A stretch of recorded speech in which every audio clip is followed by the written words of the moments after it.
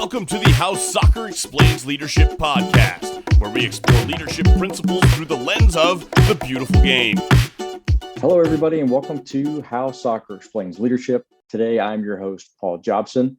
We are coming to you right now at the end of season 5, and we are doing our off-season talks. Phil and I are splitting up some of the responsibilities, hoping to take a little bit of a load off the guy who is absolutely crushing it, I think, at least with these podcasts. If you haven't had an opportunity, just encourage you to go back to season 5. Again, just an incredible season that we were able to put together for you guys, and hopefully you've enjoyed it. If you have, please share that with your friends and coworkers, or anybody you think might also benefit from what we're doing here on How Soccer Explains Leadership. This week in our off-season talk, I want to talk about soccer technology. I've had a lot of meetings lately that have been around the technology industry as it pertains to training players or preparing coaches, running leagues, anything tech. And I did a quick search with my best friend Google. And if you type in Google, if you Google search soccer tech, you're going to come up with over 485 million hits in the phrase soccer tech. And that could be anything. It could be articles about soccer tech. It could be soccer tech companies. It could be articles in the news, famous people who are doing it, people, a lot of different things. But 485 million hits for the phrase soccer tech.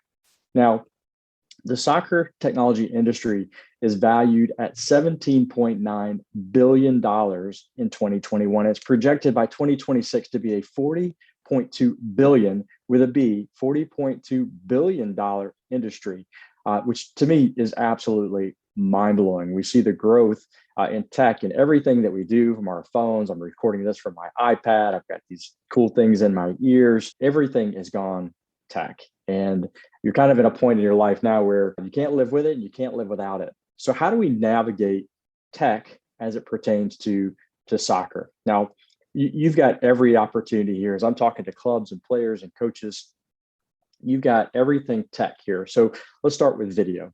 So you can record from your phone, quality video from your iPhone, your iPad. Schools, colleges, even clubs are using portable recording things like Veo or Spidio to record high quality video of matches. There's even video cameras that you can put something on a specific person, and that camera will follow that person specifically on the field.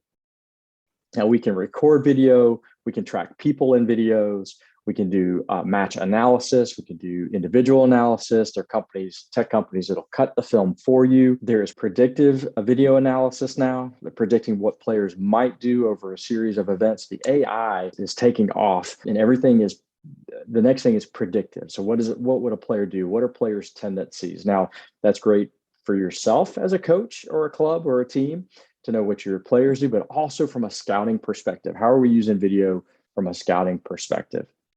Performance, individual performance. Man, the wearable devices are absolutely crazy at this point. You can track everything from GPS, how fast you're running, how slow you're running for some of us, VO2 max, change of speed, change of direction. There's even devices that can track which foot are you using the most. Which way do you turn? Do you turn most to the left? Do you turn most to the right? And even cooler, some of these performance devices are interacting and connecting with these video devices. So you upload your performance and your wearable device technology into your video, and it shows, like you see on ESPN or Fox video analysis, you see the yellow lines that go behind the player. You can slow them down, you can zoom in and zoom out. You can track heat maps on the fields based on this wearable performance technology, and you're seeing it everywhere. Mental training apps, physical training apps, technical training apps. You can do an entire soccer session in your living room in front of your television. There's that yellow ball that we keep seeing that you can juggle back and forth, and the app tracks your touches or whatever it does for the kids in their homes. So tech is everywhere. But for me, I think in this moment, how do we navigate that? How do we navigate that as players? How do we navigate it as coaches? How do we navigate it as clubs, as teams, as universities? How do we navigate all this information that's out there? Well, for me, when this all started, I'm a numbers guy. I love seeing numbers. Maybe it's because I have an accounting degree. I don't know. I like numbers. The problem is I like numbers a lot, but it doesn't mean I can always put it together what the numbers actually mean. So information overload was huge for me at the beginning of all this. We were one of the first teams, I think, using the catapult system, and it tracks more things than you would ever want to know. The benefit I had is that we had a human performance team that actually was able to analyze that data and give me dumbed down reports. Yes, they were very much dumbed down reports so that I could analyze and we could work together to figure out what was going to be best for our players. Now, what I found was that a lot of this information really just affirmed what we thought with the eye test. When it came to fatigue, or it came down to, how much are players playing or running, protecting from overuse injuries.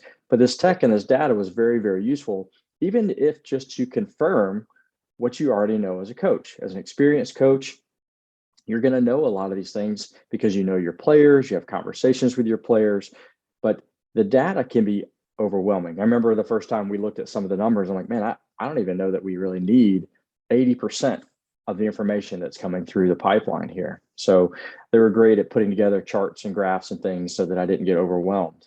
But along with all this technology, is we're looking now at a whole nother industry of people who are tracking, who are professionals and putting these numbers together to figure out what really is most important for people to know. What's the most important thing for the club to know professionally if they're looking to recruit a player or bring a player in the professional ranks? What's the data on those players? At the college ranks, are you tracking your own players? If you're looking at an opponent, how are you tracking their players? What are their tendencies?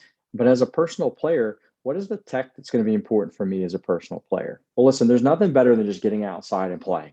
Get out and play. You don't need tech to get outside and play. I think sometimes the only tech that you need to get out and play is if you're with your buds and you're outside. Hey, bring a radio, use your Bluetooth and play some music. Okay, but get out, get a ball, put on your shoes and play.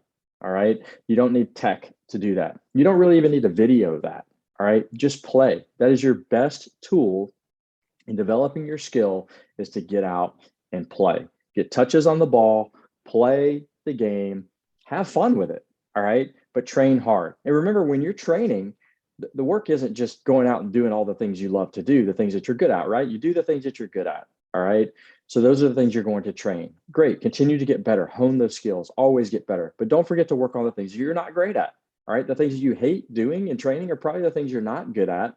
And that's why you don't like it. It's because you're not having a ton of success. Use those failures to motivate you and push you to continue to work on the things that you're not good at. Now, for tech, if you need to put a reminder in your phone to remind you to work on those things, like maybe it's your first touch, maybe it's bringing balls out of the air, whatever it is, maybe your tech usage is to remind yourself to do those things that you don't really like to do and hold yourself accountable. Now, on the personal side of things, when it comes to tech, there's some great training apps out there. It is something that helps you hold yourself accountable. Is when you're accountable to an app, or you're accountable to somebody else on the other side of that app that you've got to do something. All right, somebody's going to know whether you've done it or not. Some issues that we have in the off season or in the summers as college coaches, you can't follow up with your players as to what they're doing. There's no accountability from the coaches to the players until they return. Some of these apps can really help you stay motivated. They can help you stay accountable. So I think maybe there's some uses there. As coaches, how do we navigate? As I was saying earlier about our program, I could get caught up in numbers all day long. But what are the things that we can use? I think video is a great tool. All right, a company that'll come in and take your games and cut up your video that can analyze individual touches. That's great for individual players as well within your team. Is there technology that you can use that can help you attain your final goals? And I'll stop there for a second to backtrack a minute. I think at the very beginning of this, you've got to figure out, what are you trying to do? Are you just grabbing onto new tech because it's the newest, latest, and greatest thing and you want to say that you're using it? Listen, anybody will take your money.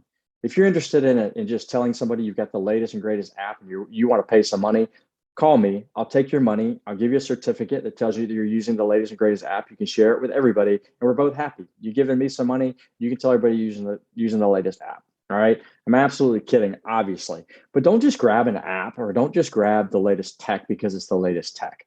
I would tell you, if that's your thing and you're looking for something, use it.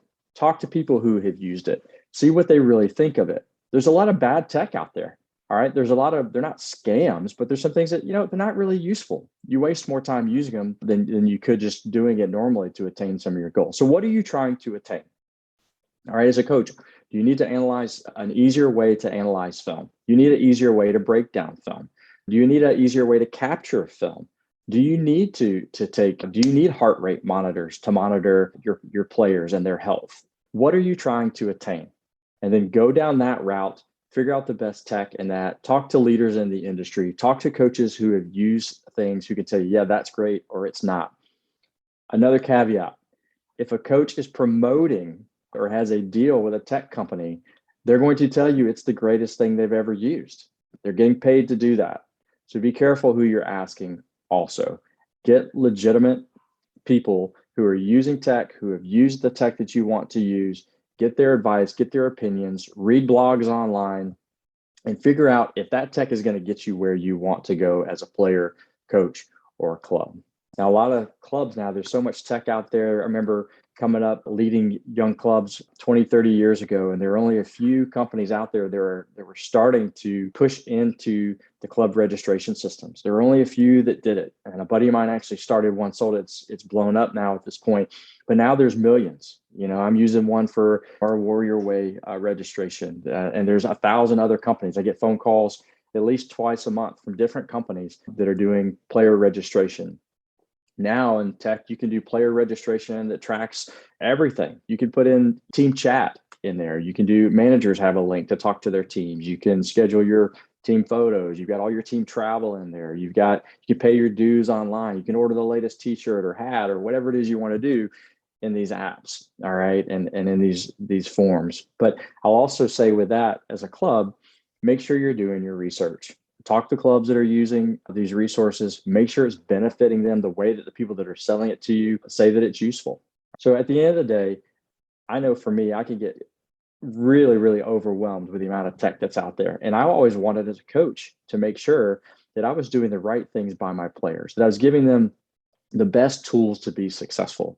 But I had to catch myself at times realizing that sometimes I was overwhelming my staff or overwhelming my team with too much information.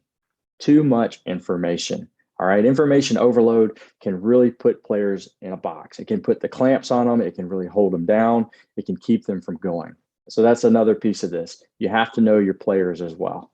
I had players, they wanted the information. They'd come in on a weekly basis in our weekly meetings and we'd talk about the tech. We'd talk about the information. We'd talk about the data.